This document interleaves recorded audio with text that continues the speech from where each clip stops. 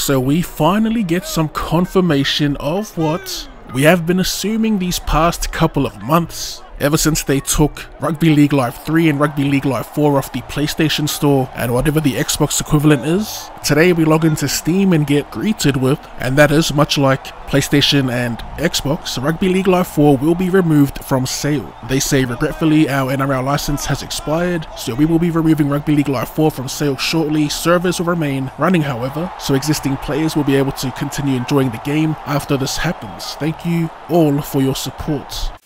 And thank you, True Blue, for holding the license hostage for 7 years beyond League Live 4 and doing absolutely nothing with it. I joke, but that's pretty much what happened. I do like that they're keeping the servers up. I actually thought they were shutting them off last weekend it was when it went down for a minute. But yeah, finally some confirmation that they will be live even after they stop selling the game, which is a W. That's a big W. As for what this means for the future of rugby league games in general, it's again another win in my opinion, as I think whoever gets it next will surely put out more than one game in 7 years. As for who I think will pick up the license or who already has it, potentially, it is a pretty good question actually, and I think the most likely would be Nakon acquiring the rights with Big Ant Studios to develop.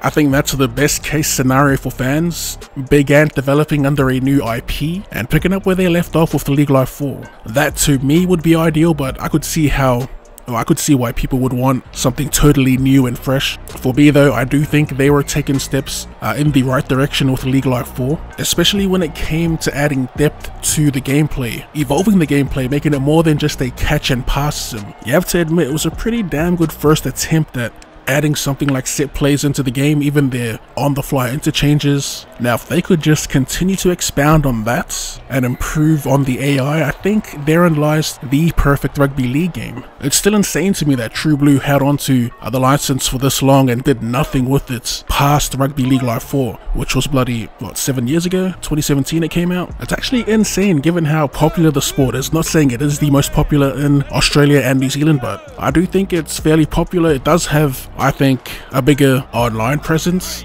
Yeah, 7 years. They even missed the World Cup opportunity in that time. It does make me wonder what they were doing. I can't remember if it was earlier this year or the year before, where NRL players were posting photos of themselves getting scanned for the quote-unquote new rugby league game coming out. This was like during February. That's when teams go on their media days. I wonder what happened with all of that. Unless it was one big troll, that would be hilarious. But yeah, that's the bit of news that hit me as I was booting up the game to wrap up this career mode, or these career modes I'm doing. We finally get confirmation with the license not being with True Blue anymore. Now I ask you, who will save us from this rugby league gaming drought? I gave you my thoughts on who I'd like to bring out the next one. Let me know yours in the comment section down below. There'll probably be a lot of dream devs like EA, 2K and whatnot. Let me know anyway, and as always, if you did enjoy that, be sure to run straight at that like button for more rugby league related content or more content in general. Go ahead and drop your boy a cheeky sub. Thanks for tuning in, and I'll see you